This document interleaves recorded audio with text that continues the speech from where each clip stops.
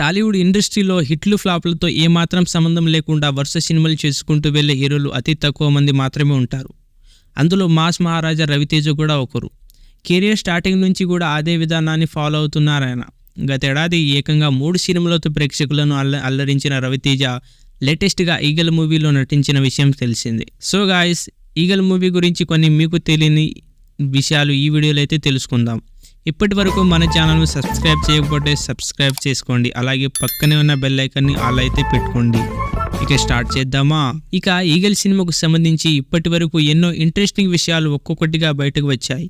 Raviteja love track హైలైట్గా రాబోతుందని ఇటీవలే టాక్ నడుస్తుంది. ఏ తెలుగు సినిమాలో చూడని విధంగా మేకర్స్ డిజైన్ చేస్తున్నట్లు తెలుస్తుంది. ఇప్పటి వరకు మేకర్స్ విడుదల చేసిన అన్ని పోస్టర్లో పత్తి మెయిన్గా కనిపిస్తుంది. ట్రైలర్లో కూడా అనుపమ వీళ్ళందరినీ కంగారు పెట్టింది. పత్తి ప్రాంతం కాదు, దాన్ని పండించేవాడు అని చెప్తుంది. పత్తి రైతుగా రవితేజ కనిపించి మాఫియాకు చుక్కలు చూపిస్తారని అంటున్నారు. సో గైస్, వీడియో ఎలా ఉందో కామెంట్ చేయండి. అలాగే వీడియోకు లైక్ చేయడం మాత్రం మర్చిపోకండి. Thank you for watching.